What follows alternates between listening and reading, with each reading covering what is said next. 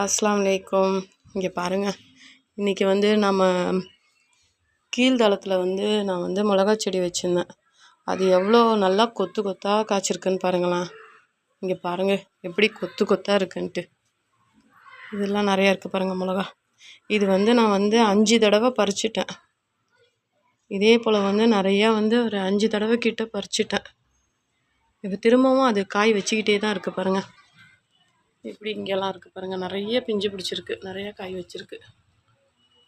இது நம்ம வந்து காயை வந்து நம்ம நிறையா பிஞ்சு பிடிச்ச பிறகு இந்த காயெல்லாம் நம்ம எடுத்துட்டா தான் நமக்கு வந்து இதிலே செடியிலே விட்டு வைக்காமல் எல்லாத்தையும் பறிச்சிட்டா தான் வந்து நமக்கு வந்து மீண்டும் நம்மளுக்கு திருப்பி பூ வச்சு காய் வைக்கும். பாருங்கள், இது வந்து ஒரே ஒரு மிளகா செடி தான். நான் வந்து லாங் வீடியோவில் கூட சொல்லியிருப்பேன், ஒரே ஒரு மிளகா செடி தான். இங்கே பாருங்கள், உங்களுக்கு பார்க்கக்குள்ளவே தெரியும்.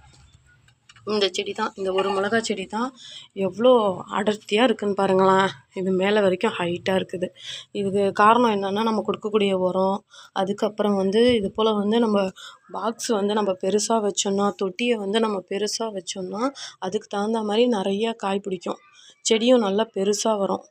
சின்ன தொட்டி வச்சோம்னா காய் பிடிக்கும், ஆனால் கொத்து கொத்தாக காய் பிடிக்கும், ஆனால் வந்து செடி பெருசாக ஆகாது. காய் வந்து நம்மளுக்கு கொஞ்சம் கம்மியாக தான் இருக்கும். இது பெரிய தொட்டியாக இருக்கிறதுனால நிறையா காய் வச்சுருக்கு பாருங்கள். பாருங்கள், இதெல்லாம் கிளை காய் தான்.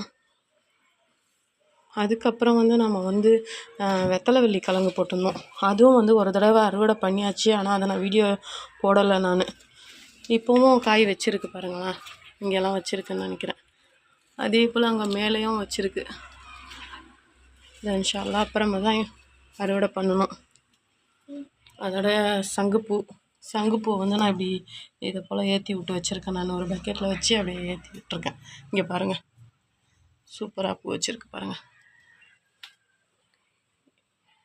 எப்படின்னு பார்க்கலவே உங்களுக்கு தெரியும். அஸ்ஸலாமு அலைக்கும். Happy gardening.